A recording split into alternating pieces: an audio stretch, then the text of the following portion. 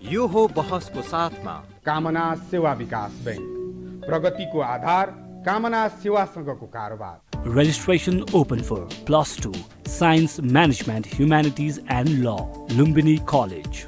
गर्वैदेखि बलियो भूगर्भ सिमेन्ट।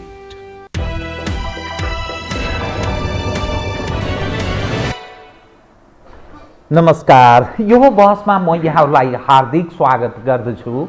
जीवराम भण्डारी। आज यहाँहरू सामुन्ने उपस्थित हुनुहुन्छ प्राध्यापक मुकुन्द शरण उपाध्याय। उहाँ वरिष्ठ साहित्यकार हुनुहुन्छ, भाषाविद। 31 वर्ष उहाँले त्रिभुवन विश्वविद्यालयमा सेवा गर्नुभयो। उहाँ यतिखेर 83 वर्षको लगभग हुनुहुन्छ। संस्कृत साहित्यमा उहाँले वृन्दावनबाट आचार्य गर्नुभएको छ। उहाँका 12वटा जति कृतिहरू प्रकाशित भइसकेका छन् र कतिपय कृति प्रकाशोन्मुख अवस्थामा छन्। म आज उहाँलाई एउटा सद्गुणीको रूपमा यसकारण बुझ्ने प्रयास गर्दैछु। नेपाली भाषा, नेपाली आफ्नोपन, हामी परम्परागत मूल्य, मान्यता, जो आदर्श पक्षहरू छ, त्यो क्रमशः समाप्त हुने दिशातर्फ उन्मुख छ। वैरीहरू सक्रिय छन्। त हाम्रो जो जननी भाषा हो, त्यो भाषामा क्रमशः देखिन थालेको अनेकौं खाले ताण्डव पक्षहरू, जसले हाम्रो पहिचानमाथि प्रश्न खडा गर्दैछ। उहाँको त्यो विभिन्न कारणले पनि, क्षमताले पनि उहाँ योग्य यसकारण हुनुहुन्छ भन्ने पुष्टि हुन्छ। झन्नै 23 वर्षको उमेरमा उहाँले मदन पुरस्कार विजयी हुनुभयो, अर्थात् मदन पुरस्कार पाउनुभयो। विक्रम सम्वत 2034 सालको कविता महोत्सवमा उहाँ प्रथम पनि हुनुभयो। उहाँले नेपाली भाषाको उन्नयन र उत्थानका लागि गरेको सेवा त्यो चिर अनन्त कालसम्म सायद नेपाली समाजले सम्झनेछ। म आज प्राध्यापक मुकुन्द शरण उपाध्यायसँग एउटा वरिष्ठ साहित्यकार, एउटा भाषासेवी, त्यो नेपाली समाजलाई यतिखेर उहाँ कसरी बुझ्ने प्रयास गर्दै हुनुहुन्छ, उहाँले गरेको प्रयत्न कति सफल रह्यो, समाजको दर्पण भनिन्छ नि साहित्यलाई, र समाज उप हेर्ने उहाँको दृष्टिकोण के छ, म विश्लेषणात्मक र सूचनामूलक ढङ्गले विषयलाई आज उठान गर्ने प्रयत्न गर्नेछु। सर्वप्रथम म उहाँलाई स्वागत गर्छु। स्वागत छ यहाँलाई। नमस्कार। बहुत कृतज्ञ छु म, तपाईँ बिहान आइदिनु भयो। यो उमेरमा बडा खुसी, म प्रसन्न छु।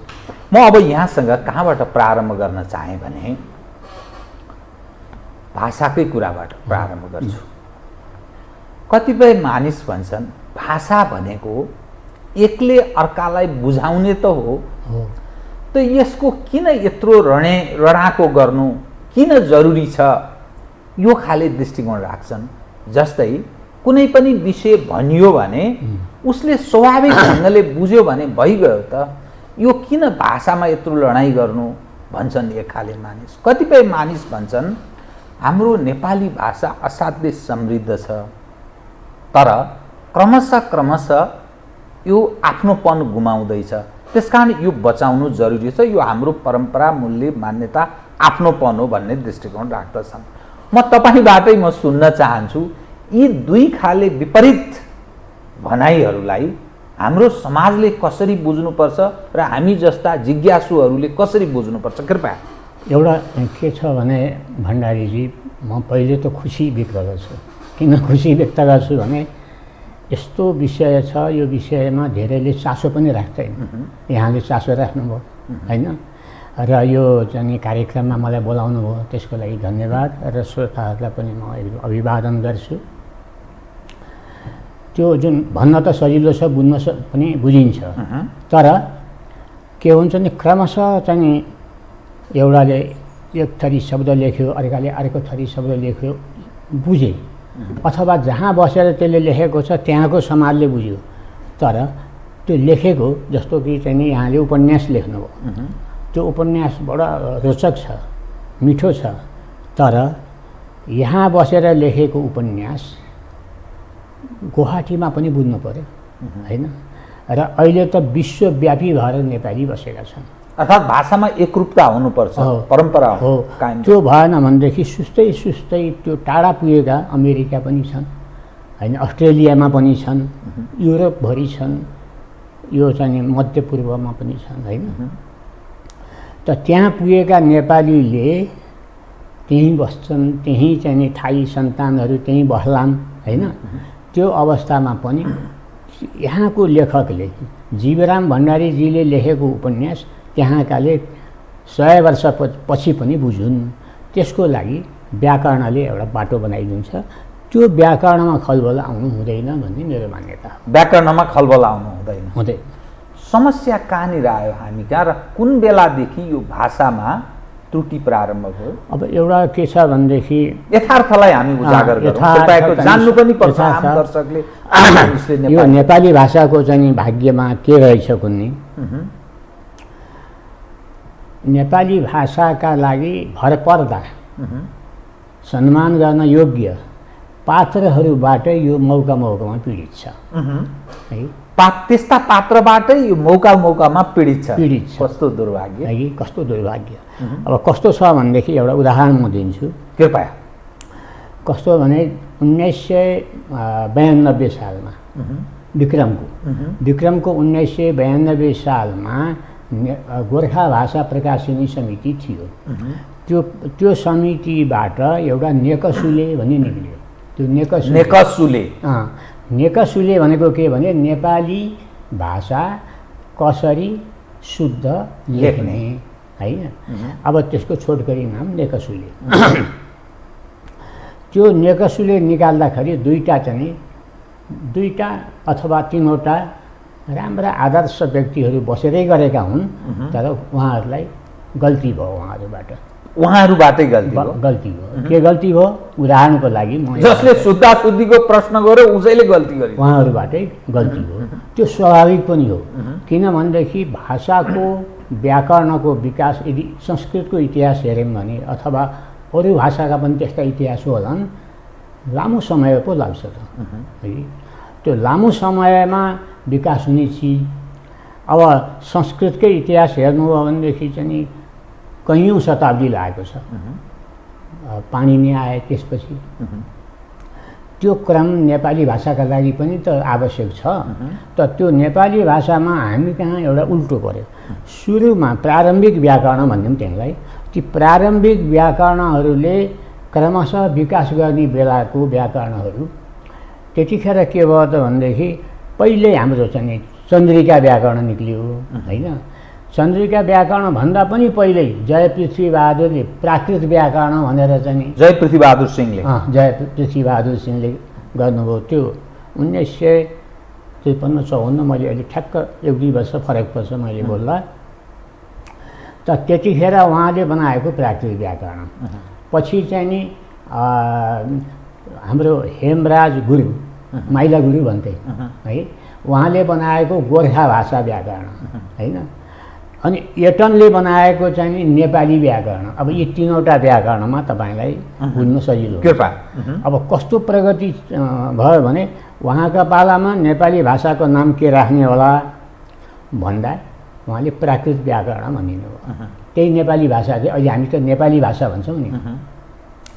उहाँले चन्द्रिकाकार माइला गुरुले चाहिँ के नाम दिनुभयो भने गोर्खा भाषा व्याकरण भन्नुभयो होइन।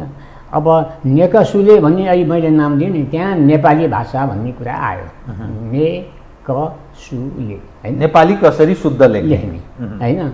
भनेपछि यसबाट मैले बुझाउन खोजेको कि भाषाकै नाम के राख्ने भन्नेमा पनि विकास हुँदै जाँदाखेरि निश्चयमा पुगिँदो रहेछ नि। त व्याकरणकै पनि त्यही किसिमले निश्चयमा पुग्न वर्ष लाग्छन्। त्यो वर्ष लाग्नेमा हाम्रो यहाँको नेपालमा एउटा के सोचाइ आयो भनेदेखि पहिलेकाले जे गरे त्यही गर्नुपर्छ भन्ने कुरा आयो। अब पहिलेकाले गरेको चाहिँ नि पहिले प्राकृतिक व्याकरणमै पनि गडबड भयो। प्राकृतिक व्याकरणमै गडबड भयो पहिले होइन। त्यहाँ के भयो त भन्दा अब कतिपय शब्दमा कहाँनिर चाहिँ ह्रस्व लेख्ने, कहाँनिर दीर्घ लेख्ने भन्ने अन्तिम निश्चयमा त चाहिँ जयपृथ्वीबहादुर, यद्यपि उहाँ चाहिँ बहुत ठुलो चाहिँ गम्भीर प्रतिभा भएको विद्वान हो, उहाँ पनि अल्मलिनु भयो हैन? भाषामा त्यो खालको ज्ञानको अलिक कमी भयो, त्यो स्वाभाविक पनि हो। अनि माइला गुरु पनि गडबडिनु हो, आफूले चाहिँ गोर्खा भाषा व्याकरण बनाउँदा त्यो गोर्खा भाषा व्याकरणलाई चन्द्र शमशेरको चाहिँ पाला हुनाले चन्द्रिका व्याकरण भन्ने नाम उहाँले दिनुभयो है। त गोर्खा भाषा व्याकरण चन्द्रिका ब्राकेटमा आयो। अब नेकसुलेमा चाहिँ नेपाली व्याकरण भयो। अब त्यहाँसम्म आउँदा अब उहाँहरूले गरेका चाहिँ म यो नेकसुलेबाट अलिकति कुरा उठाउँछु। कृपा। नेकसुलेमा चाहिँ के भयो त भन्दाखेरि पुलिङ्ग शब्द जति ह्रस्व भन्ने कुरा उहाँले बनाउनु भयो। जो गुरु बसेर बनाउनु भएको थियो पुलिङ्ग शब्दको अन्तिम अक्षर ह्रस्व हुन्छ भन्नुभयो होइन। तर वास्तविकता के थियो त भनेदेखि व्याकरणमा ह्रस्व दीर्घ भनेर चाहिँ नि त उच्चारण अनुसार हुने हो। अब उच्चारणको आधारमा भन्ने हो भनेदेखि त उच्चारण गर्ने हाम्रो यो स्वर यन्त्र छ रुद्रघण्टीमा, रुद्रघण्टी होइन। त्यो यन्त्र भनेको जड वस्तु हो। उसलाई यो थाहा हुँदैन कि म अहिले लोग्ने मान्छेलाई नाम भन्दैछु कि महिलाको नाम भन्दैछु कि भन्ने यो यन्त्रलाई थाहा छैन। तर उसले शुद्ध उच्चारण गर्छ, उसले शुद्ध उच्चारणै गर्छ। अब तर नियम के बन्यो त भने संस्कृतमा पति शब्द, पति भनेको श्रीमान लोग्ने, त्यो लोग्ने शब्द बुझाउने शब्द पति ह्रस्व छ। त्यसो भएपछि सबै ह्रस्व हुन्छ होला भन्ने भ्रम पर्यो उहाँहरूलाई र उहाँले नियम लेख्नु नेपाली कसरी शुद्ध लेख्ने भन्दा भाले बुझाउने शब्द ह्रस्वान्त लेख्ने भन्ने नियम बनाउनु हो। त्यसपछि भाइ ह्रस्व, दाइ ह्रस्व होइन, ज्वाइँ ह्रस्व, त्यो यी छ नि, त्यो सब ह्रस्व गर्ने कुरा आयो। त्यहाँनिर हामीले मिस्टेक गरेका थियौँ, गल्ती गरेका थियौँ। अब त्यो उहाँहरूले थाहा पाउनु भएन भनौँ न। अब मेरो मान्यता के छ भनेदेखि थाहा नपाउनु सबै प्रारम्भिक कालमा स्वाभाविक हुन्छ। त्यो स्वाभाविक कुरालाई हामीले चाहिँ निन्दा पनि गर्नु पर्दैन। यस्ता सवालमा अज्ञानता क्षम्य नै मानौँ, क्षम्य हुन्छ। अब त्यसपछि चाहिँ आगन्तुक शब्दहरूको चाहिँ प्रयोग बढ्यो। अब आगन्तुक शब्दहरूमा चाहिँ के भयो त भने त्यो नेकसुले तयार गर्दै पनि आगन्तुक शब्द आएका थिए। त्यतिखेर के भयो भने आगन्तुक शब्द चाहिँ नि जस्ता छन् त्यस्तै राख्ने भन्ने। मैले यहाँबाट एउटा स्पष्ट होस् अनि अगाडि बढ्दै जाउँ।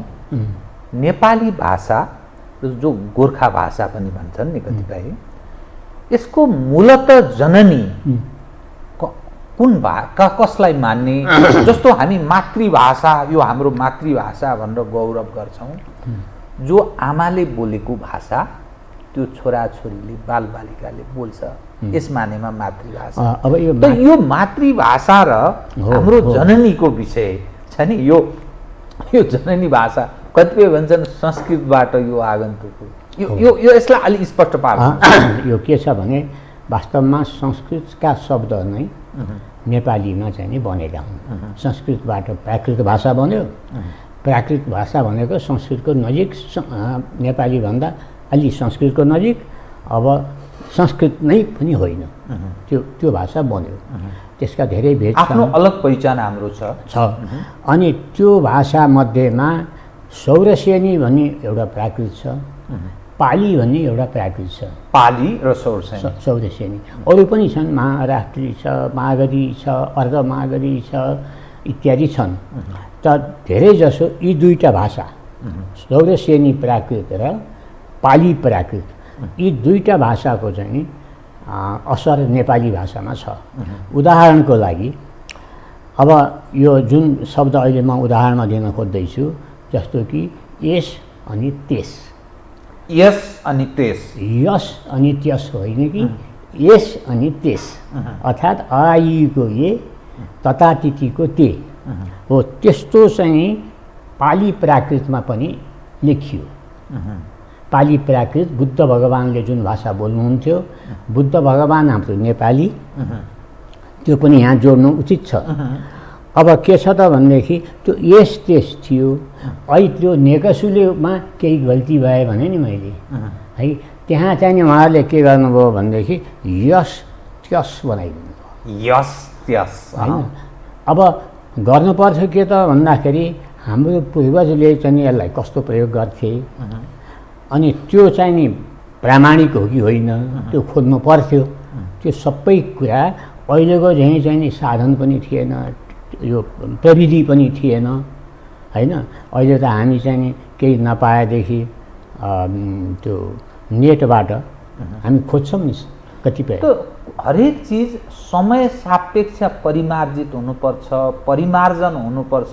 यदि त्यसो भएन भने त्यो दिगो हुँदैन, बाँच्न सक्दैन भनेर कतिपय मानिस भन्छन्। जस्तो पृथ्वीनारायण शाहले प्रयोग गर्ने नेपाली भाषा मेरा साना दुःखले आर्ज्याका मुलुक होइन भन्ने जुन शब्दहरू छ नि त्यो अहिले त्यो त्यही रूपमा हुबहु प्रयोग गर्ने कि अथवा कसरी परिमार्जित अथवा भाषालाई कसरी प्रयोग गर्ने भन्ने बारेमा यहाँले अलि स्पष्ट, किनभने यहाँले बोलेको कुरा त्यो आधिकारिक हुन्छ र नेपाली भाषा ध्वस्त छ त्यो म बुझ्न सक्छु, तर म धेरै ज्ञान राख्ने मानिस होइन। तथापि यसलाई अलि स्पष्ट पारिदिनुहोस् त। यसो छ, पृथ्वीनारायण शाहले त्यस्ता शब्द भने जो यहाँले भन्नुभयो, ती शब्द चाहिँ उहाँले किन भन्नुभयो भन्दा सबै त्यतिखेरका मान्छेले त्यस्तै भन्थे होइन। सबैले भन्ने कुरा उहाँले भन्नुभयो। अब सबैले सुस्तै सुस्तै त चाहिँ परिवर्तन गर्दै गए अनि गयाका ठाउँमा गए भन्न थाले होइन, गयाका ठाउँमा गए भन्न थाले होइन, अर्ज्याको भनेको आर्जेको भन्न थाले होइन। अब जे त्यतिखेर पृथ्वीनारायणले सुने उहाँले सुन्नुभयो केही नै उहाँले प्रयोग गर्नुभयो। अब हामी चाहिँ पनि त्यही सिक्नुपर्छ के त हामीले जे सुनेका छौँ त्यही प्रयोग गर्ने। त्यो भयो भनेदेखि भाषा आफ्नो गतिमा चाहिँ जति हिँड्नु छ हिँड्न पाउँछ। त त्यसो भएको हुनाले अब हामीले चाहिँ के भन्छौँ भन्दा यस त्यस त अहिले भन्दैनौँ नि कसैले पनि।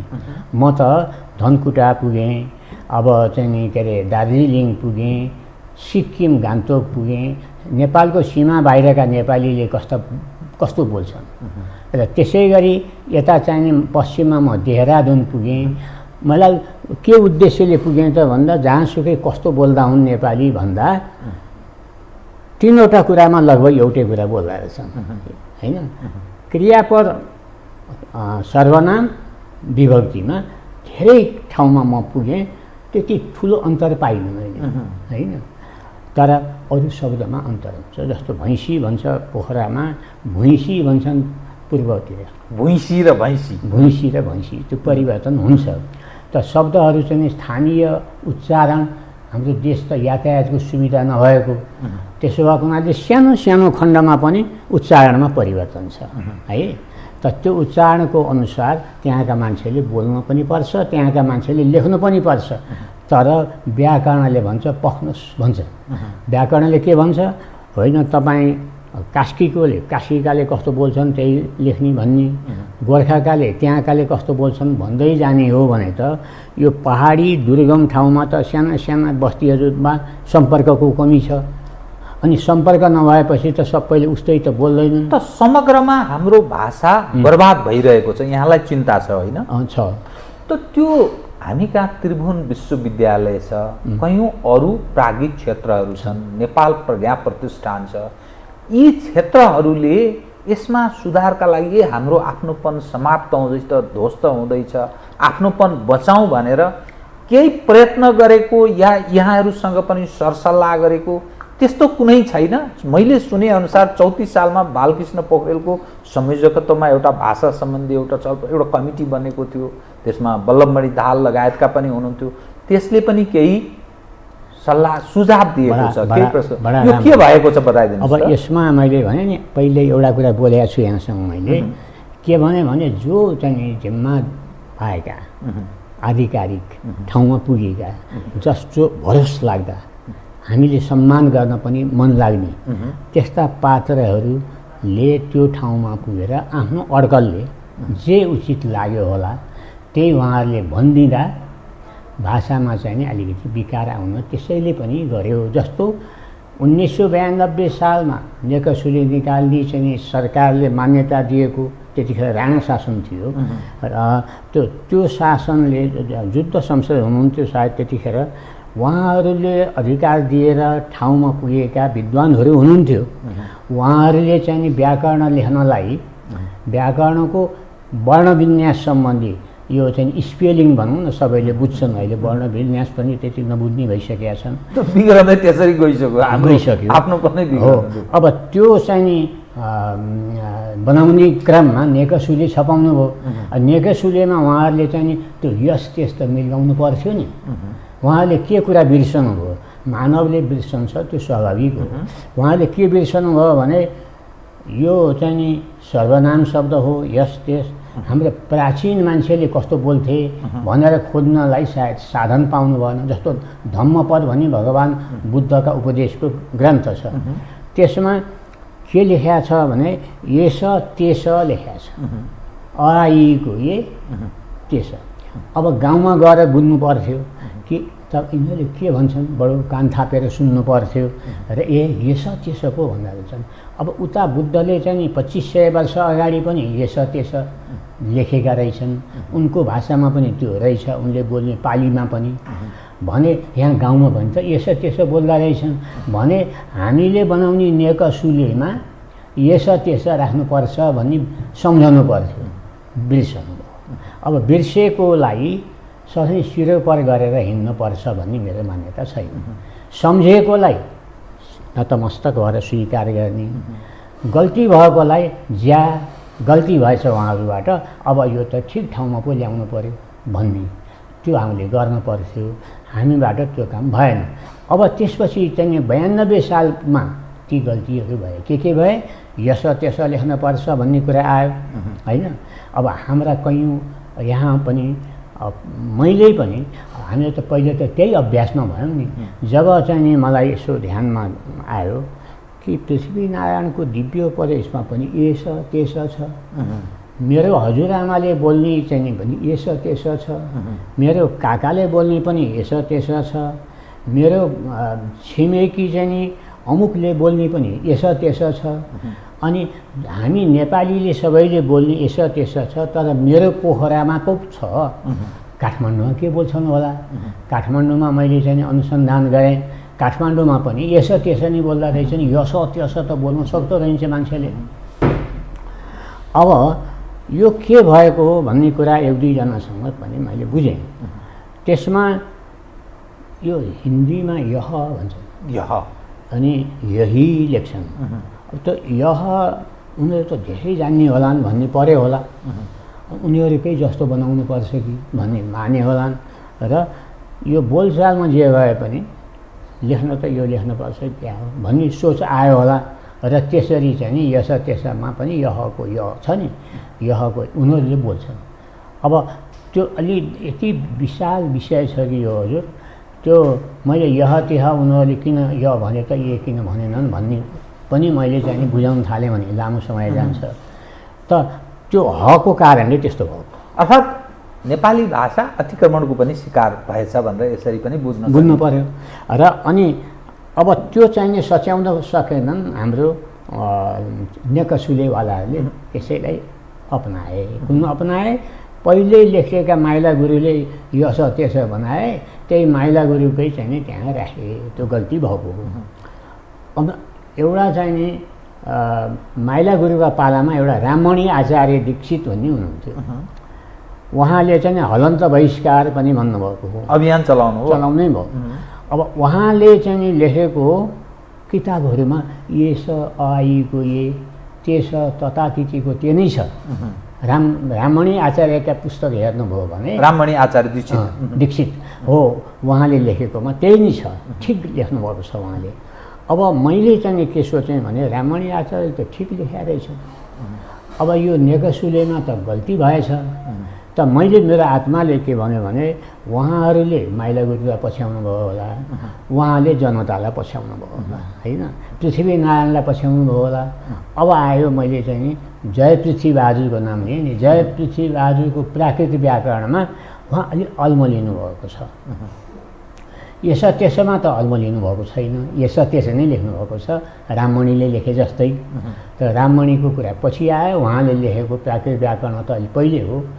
अब त्यतिखेरको गोर्खापत्र भन्नु हेर्नुहोस्, गोर्खापत्रको पहिलो अङ्कमै यसमा आइको ये छ, त्यसमा ततातिथिको ते छ हेर्नुहोस्। गोर्खापत्र हाम्रो जेठो पत्रिका त त्यसले के देखाउँछ भनेदेखि त्यतिखेर जनता यसो त्यसो बोल्दो रहेछ। त्यो 1958 सालतिरको हो त्यो गोर्खापत्र। अनि गोर्खापत्र पछि चाहिँ नि यो नेकसुले आयो, नेकसुले चाहिँ नि गोर्खापत्रसँग मिलेन, यसो त्यसोमा आयो होइन। यो यस्तो खालको विकार पहिले 1992 सालमा भएकै थियो। तर नेपाली भाषामा बाहिरका शब्दहरू, खास गरी चाहिँ हामी कहाँ बाहिरका शब्दहरू आउनमा दुई थरी कारण छन्। एक थरी हामीलाई शब्दको खाँचो भयो, जस्तो कानुन बनाउँदा विशेष गरी अदालती क्षेत्रमा बाह्य शब्द अलि धेरै आएर, अदालत शब्दै हाम्रो होइन नि, हाम्रो शब्द हो भने त न्यायालय हो होइन। त न्यायालय पनि संस्कृतको शब्द हो। अब त्यो शब्दलाई हाम्रो चाहिँ जनजीवनमा अहिलेको चाहिँ न्यायालयको प्रसङ्ग पनि त्यतिखेर उठेन होला, सामान्य अवस्था थियो होला, यद्यपि त्यो प्रयोग गर्न सकिन्थ्यो होला, सकिन्थ्यो। तर चाहिँ अदालत आयो, वकिल आयो होइन, कानुन आयो, यस्ता शब्दहरू चाहिँ धेरै अदालतका छन्। अरू अरू क्षेत्रमा पनि प्रयोग अनुसार, जस्तो अब वैज्ञानिक शब्दहरू आए त अङ्ग्रेजीबाट आए, किनकि विज्ञानका शब्दमा त्यहाँ त्यस्तो देखियो। अङ्ग्रेजी बेलायतले, अमेरिकाले विज्ञानका कयौँ चिजहरू बनाए नि, त्यो बनाए त्यसलाई हामी रोक्न सक्दैनौँ, हामीले रोक्न सक्दैनौँ। अब मैले के भन्ने गरेको छु भने, जस्तो एकपटक चाहिँ प्रज्ञामा चुडानाथ गुरु चाहिँ त्यहाँ सदस्य हुनुहुन्थ्यो, चुडानाथ भट्टराई। उहाँको र मेरो सानो चाहिँ छलफल परेको म सम्झन्छु। मैले भन्ने कम्प्युटरलाई त कम्प्युटरै लेखौँ हामी होइन, यो त अङ्ग्रेजी शब्द नराखौँ भनेर उहाँले परिवर्तन गर्नु निकै मिहिनेत गर्नुभएको हो। तर चाहिँ उहाँले चलाउन खोजेका 2-3वटा शब्द थिए। यसमध्ये एउटा सुसाङ्ख्य चाहिँ नि क्यालकुलेटरमा आयो, त्यही पनि आम जनताले क्यालकुलेटरै भन्छ, आम जनताले कम्प्युटर, जनजीवनको भाषा क्यालकुलेटरै भन्छ, कम्प्युटर भयो। अब म के चाहन्थेँ भने कतिपय भाषामा नि, बाह्य भाषामा हाम्रो शब्द त्यहाँ गयो भनेदेखि जस्ताको तस्तै उनीहरूको जिब्राले बोल्दैन, उनीहरूले आफूले बोल्दै जाँदा होइन। एकबाजी डाक्टर ईश्वर बरालले भन्नुहुन्थ्यो, यो लाजिम पाठ भन्छौँ नि हामीहरूले, हो त्यो लाजिम पाठ भन्ने शब्द लजिङ एपार्टमेन्ट भन्ने थियो अरे पहिले।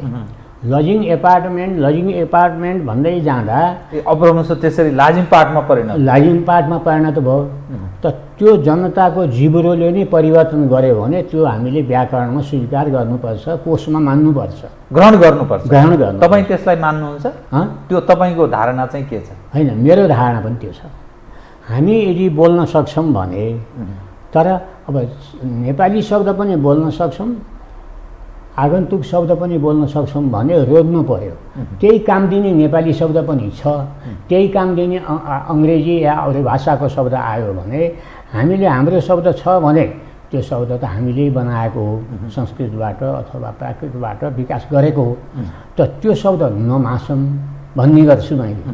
तर जुन शब्द हामी कहाँ छैन, बाहिरबाट आयो, त्यो हामी बोल्न सक्छौँ भने, जस्तै कम्प्युटर त बोल्न सक्छौँ भने त्यसलाई चाहिँ त्यही रूपमा हामीले लेखौँ, कम्प्युटर लेखौँ। अब त्यसमा के गरौँ त भने, अब आयो हिज्जेको कुरा, वर्णविन्यासको कुरा। अब कम्प्युटरको प्यु कस्तो लेखौँ भन्दा हामीले उनीहरूका चाहिँ डिक्सनरी हेरौँ, उनीहरूले कस्तो लेख्दा रहेछन्, त्यसरी पनि जानु उचित हुन्छ भने मैले। किन मैले कम्प्युटरमा त्यो भने भनेदेखि, कम्प्युटर त इन्डियामा पनि प्रयोग शब्द हिन्दीमा पनि चल्छ, कम्प्युटर त बङ्गालीमा पनि चल्छ। अब उनीहरूको त हामीसँग बडा निकट सम्बन्ध छ। त्यो निकट सम्बन्ध भएका भाषाहरूले कस्तो लेख्छन् भनेर हेरौँ। हेर्दाखेरि त्यहाँ दीर्घ लेख्छन्, हामी कहाँ पनि दीर्घ लेखौँ। त्यसो भयो भने हाम्रा बालबच्चालाई भोलि अलमल पर्दैन, किनभने हामीले आँखाले देखेको चिजले र हामीले कानले सुनेर चाहिँ कसैले पढाएको विषयमा अलमल भयो भनेदेखि हाम्रो हात पनि अलमलिन्छ, लरबरिन्छ। जस्तो ठुलो अक्षरमा यहाँ कम्प्युटर सेवा छ भनेर चाहिँ साइनबोर्ड टाँगेको छ। अब त्यहाँ पिउ दीर्घ लेखेको छ। अब हाम्रो गुरुले चाहिँ प्युटरको आगन्तुक शब्द हो, ह्रस्व लेख भन्यो भनेदेखि दिमागमा चाहिँ अल्झो पर्छ। त त्यसो भएको हुनाले त्यसो नगरौँ। त्यहाँ चाहिँ कस्तो लेखे त भन्दा जनताले जस्तो प्रयोग गर्छन् त्यही लेखे।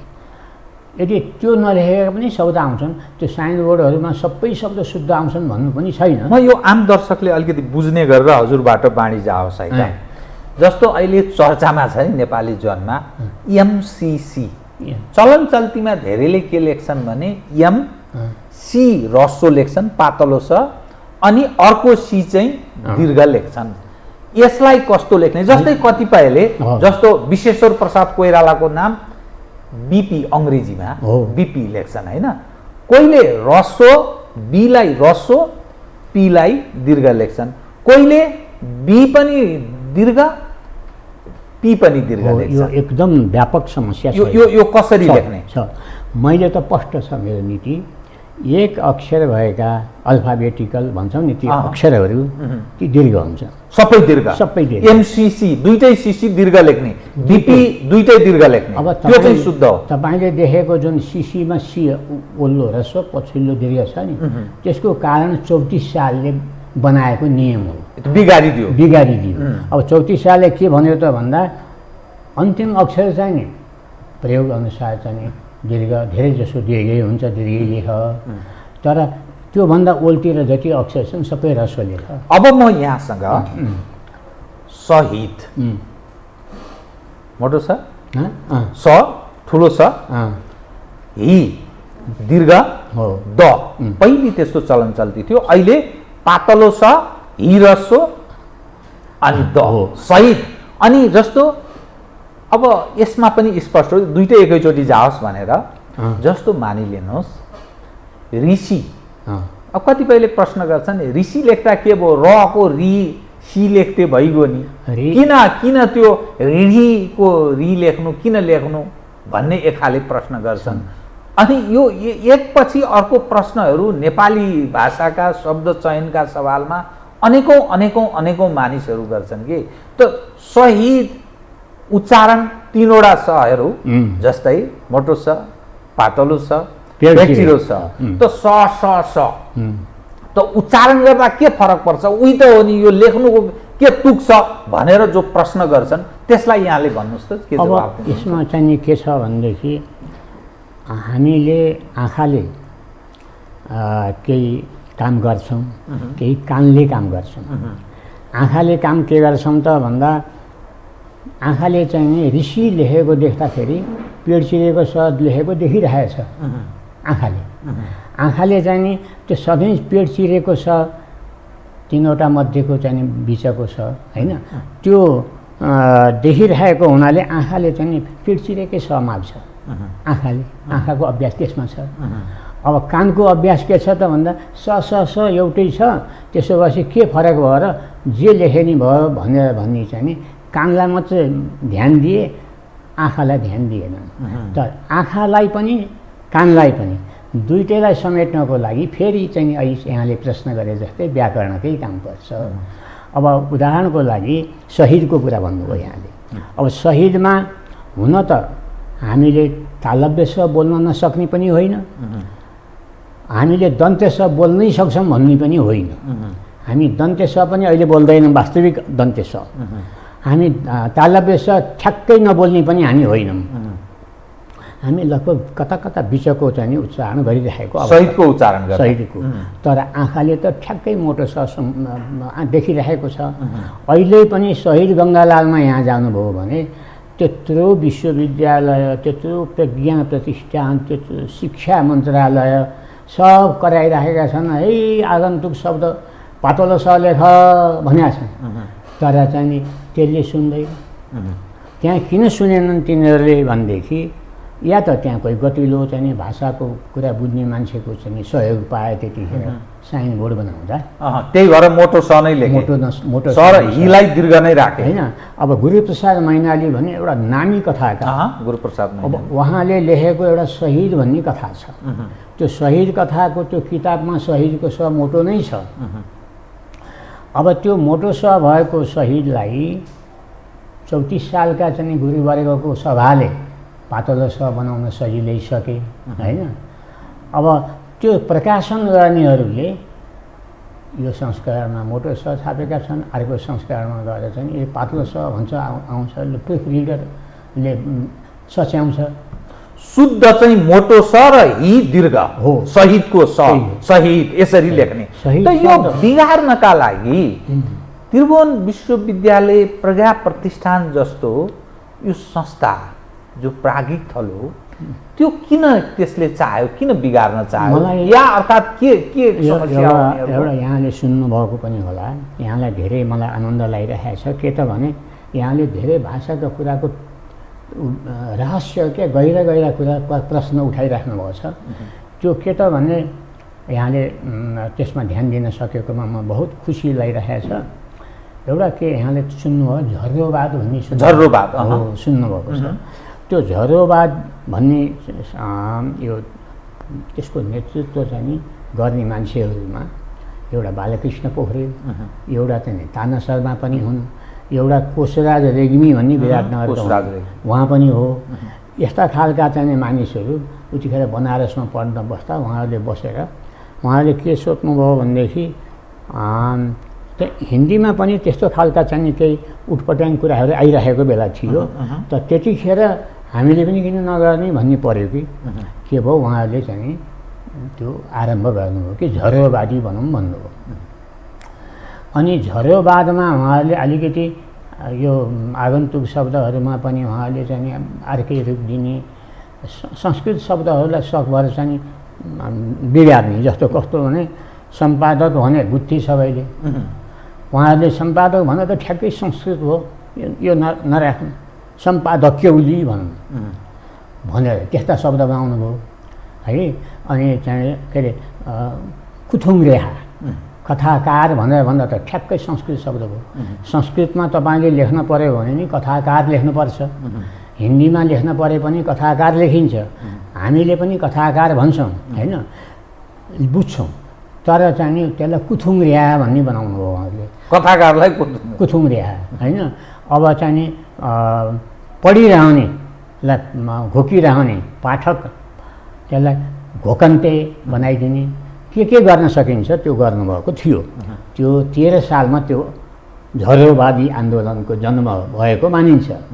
त त्यो झर्रोवादी आन्दोलनकै मूल सञ्चालक बालकृष्ण पोखरेल, सहयोगी अहिले तपाईँले नाम लिनुभएको थियो बल्लमणि दाहाल, अरू सहयोगी ताना शर्मा, उहाँहरूले चाहिँ त्यो यता र उति गर्ने काम बनारसमा केटौली अवस्थामा विद्यार्थी अवस्थामा। अब त्यतिखेर म पनि बनारसमा गएको थिएँ। उहाँले त्यहाँ संस्कृत शब्दहरूलाई हटाउने भन्ने कुरा भाषणमा कुनैले बोल्नुभयो, कोशराजजीले हो कि बल्लमणिजीले हो अथवा बालकृष्णले, म अहिले सम्झन्न, धेरै पुरानो कुरा। त उहाँले त्यो कुरा उठाउनुभयो।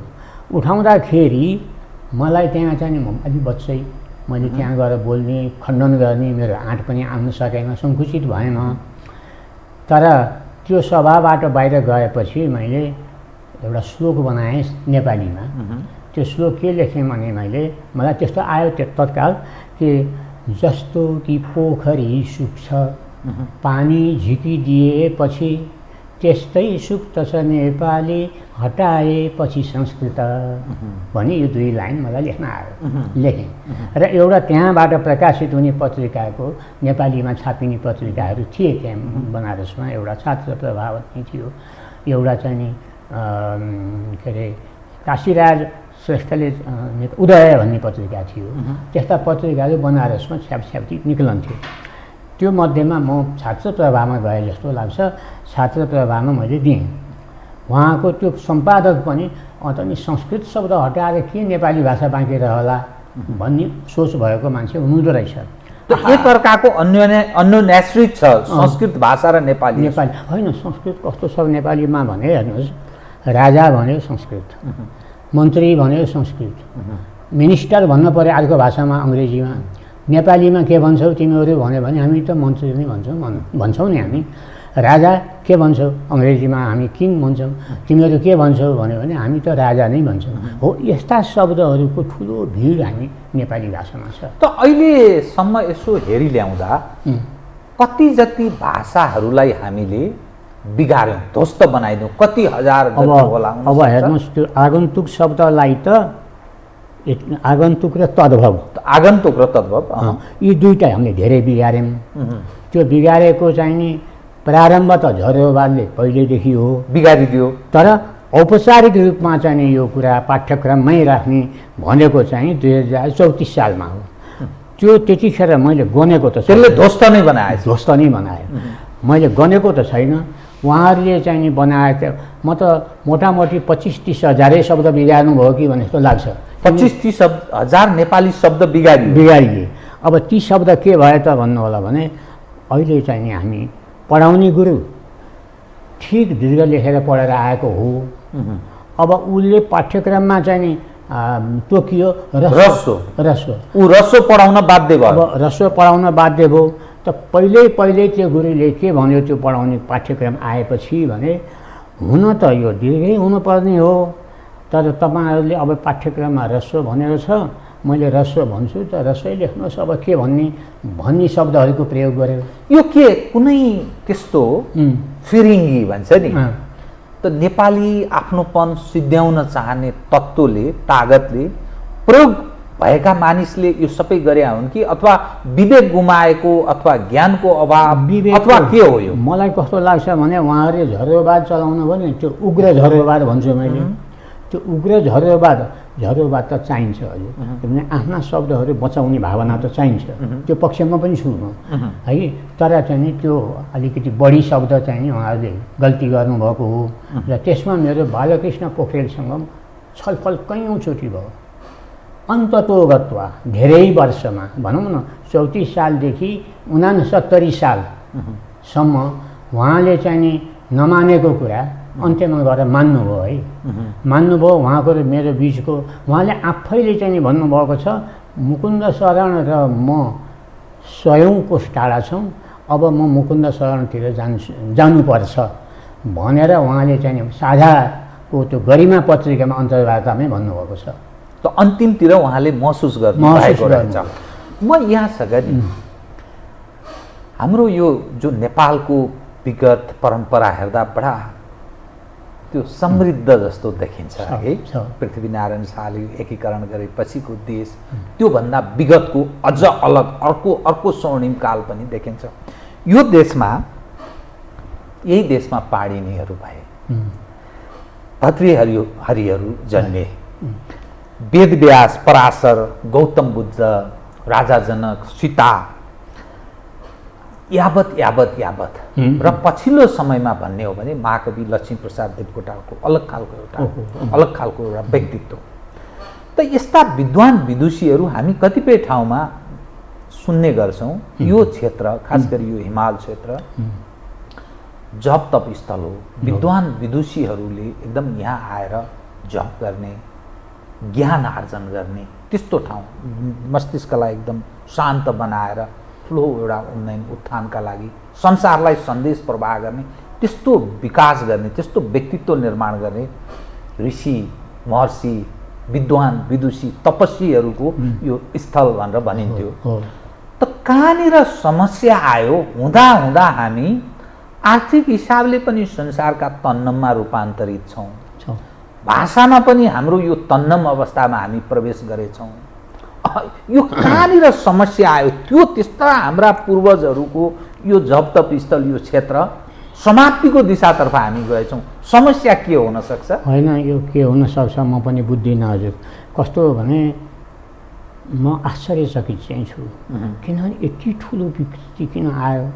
अब यहाँ के भने संस्कृति र भाषा दुईटाले चाहिँ नि समाज जोगाउँछ। भाषा पनि भत्कने, संस्कृति पनि भत्कने, कहीँ चाहिँ नि शक्ति कोही लागेको पो छ कि मलाई त्यसमा अन्यल छ है। अब यदि बाह्य शक्ति छैन भने हाम्रा विद्वानहरू बेस गरी झुक्किए, धेरै ठुलो गल्ती गरे जसले यो गरे। अर्को कस्तो भने अल्छी पनि हो भनेर मलाई साथीहरूले भन्छन्, अल्छ्याइ के अल्छ्याइ भनेको पढाउँदाखेरि त नबुझेर हो उहाँहरूले पनि, जसले चाहिँ त्यो ठिक भन्ठान्नुभयो। अब आगन्तुक जाति सबै रस्व भनिदिएपछि त मजा भयो अब पढाउन भन्ने अध्यापकहरू पनि छन् है। तर त्यस्ता अध्यापक त थोरै होलान्। अध्यापक अवस्थामा पुगेका मान्छे त्यस्ता त नहुनुपर्ने। र अब चाहिँ नि सबै के अरे पछिल्लो अक्षरभन्दा बाहेक सबै रस्व लेख्ने भनेपछि त कति सजिलो हो। अब त मजा आयो भनेर चाहिँ चिया खाँदै गफ गर्ने पनि छन् होला। त यस्तो कमी एउटा यो पनि आयो होला। जे होस् अहिले व्यापक रूपमा हजुर अब कान्तिपुर यति राम्रो अखबार, यो नागरिक होइन, यस्ता चाहिँ व्यापक लोकप्रिय पाठकहरूको सङ्ख्या राम्रो भएका अखबारहरूमा यस्तो डरलाग्दो अशुद्धि छ अहिले कि पहिलो पेजमा के अरे चाहिँ नि स्वीकार्नुभयो भनेर चाहिँ नि दीर्घ लेखिदिया छ। पछिल्लो चाहिँ नि माझको पेजमा ह्रस्व गरिदिएको छ। हुँदाहुँदै जे पनि लेखे हुँदो रहेछ भनेर चाहिँ नि कहीँ त मोटो सको स्वीकार्नुभयो पनि राखिदिएका छन्। सम्पादकीय त्रुटि, त्यो क्षमतामाथिको प्रश्न अर्थात् व्यापक गाइजा जात्रा छ होइन। त्यो चाहिँ नि जुन यो भाषा उ गर्ने सच्याउने मान्छे जो प्रुफ रिडर भन्छन् हो, उहाँहरूलाई पनि अन्योलै छ बिचरा।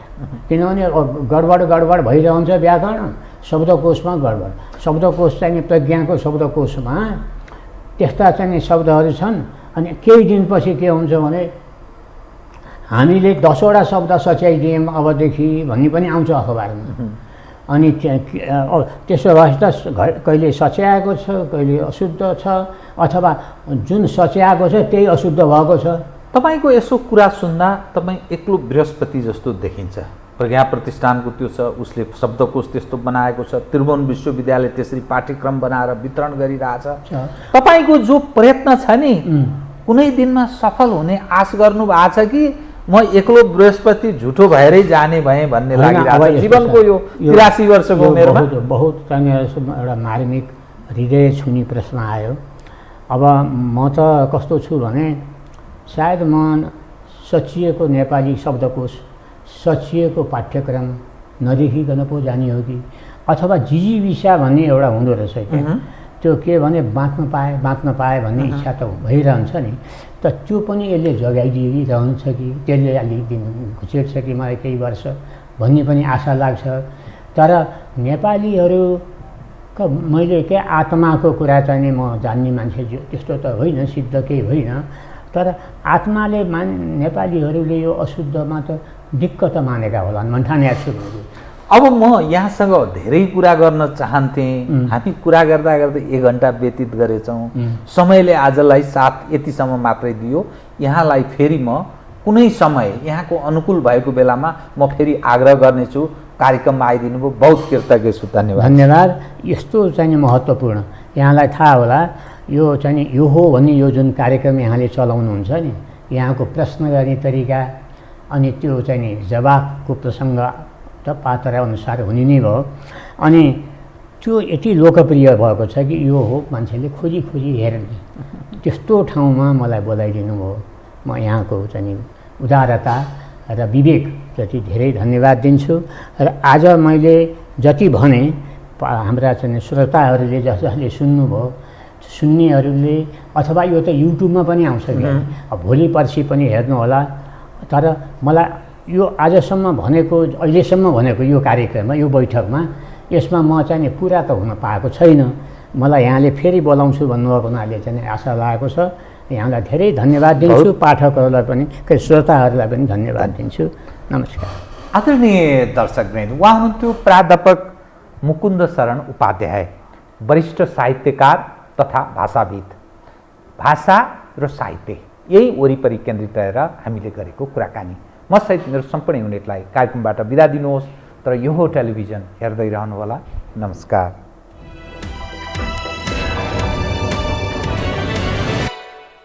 यो हो बहसको साथमा कामना सेवा विकास बैंक, प्रगतिको आधार कामना सेवासँगको कारोबार। Registration open for +2 Science Management Humanities and Law, Lumbini College। गर्वैदेखि बलियो भूगर्भ सिमेन्ट